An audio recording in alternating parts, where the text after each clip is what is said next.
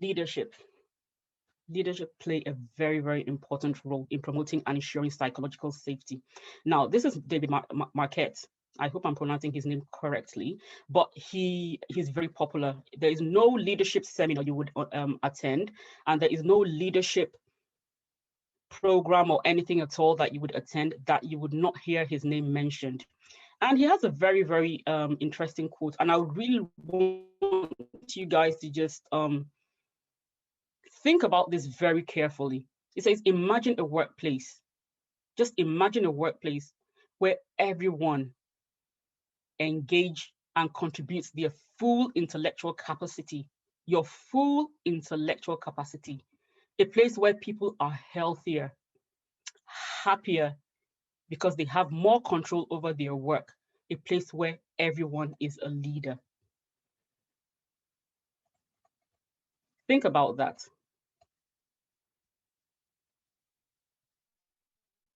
Now, in your organization, do you feel in control? Do you feel you actually go into work with your full intellectual capacity?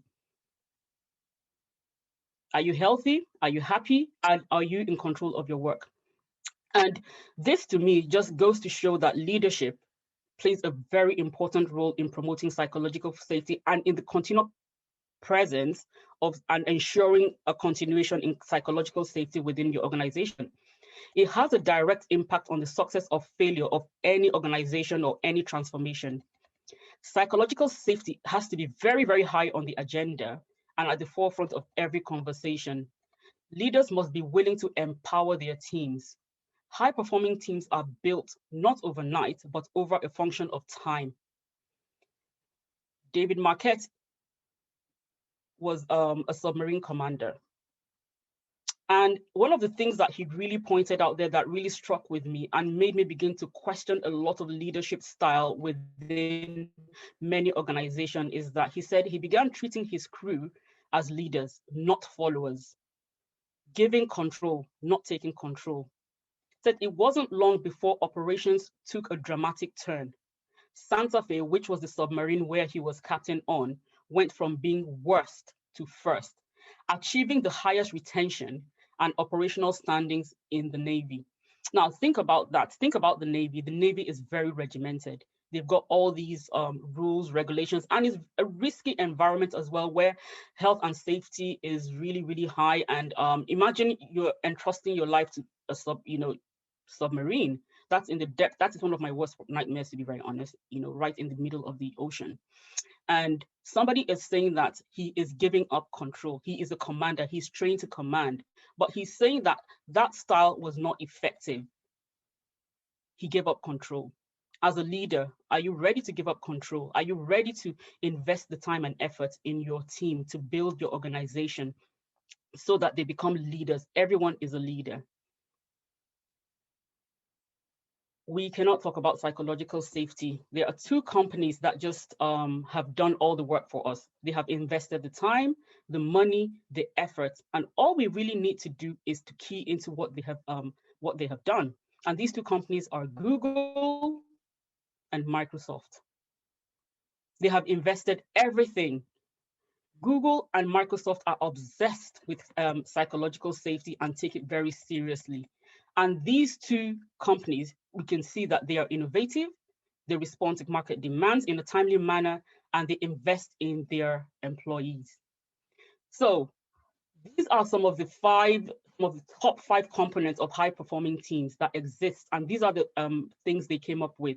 And as you can see, psychological safety was high at the top of the agenda, was high at the top of the finding. You've got things like dependability, so they have very dependable teams. People turn up to work and they are ready to work. Structure and clarity. The teams are well structured. The organization is well structured. There is clarity of mission, vision, and objectives. Everybody knows why they are there to and what they're there to do. Meaning of work, which goes way just beyond turning up in the morning and just going through the motion, and the impact of the work they are doing. I mean, we can all see what our market leaders. They are innovative. And Google as well ran another study called The Art of Teamwork. And they came to the same conclusion, and they said team members who feel safe are better and able team members who feel safe are better able to take interpersonal risks. This allows them to bring their full selves to work. So when was the last time you were able to actually bring your full self to work? When was the last time? When did you think, yes, I am happy to go to work. I am happy to be productive. I am happy to, do whatever it takes to make sure that my day goes well. They are able to bring their full selves to work, in which in turn sets a stage for innovative ideas to flourish. Innovative ideas to flourish. That is, to me, describes psychological safety. It describes an environment where you can make impact. Google, Microsoft, everyone there, it just rolls off our tongue. Now, Google in itself has a place in the dictionary. Google was never in the dictionary like about 40 years ago, but now everybody says, oh, Google, let's Google this.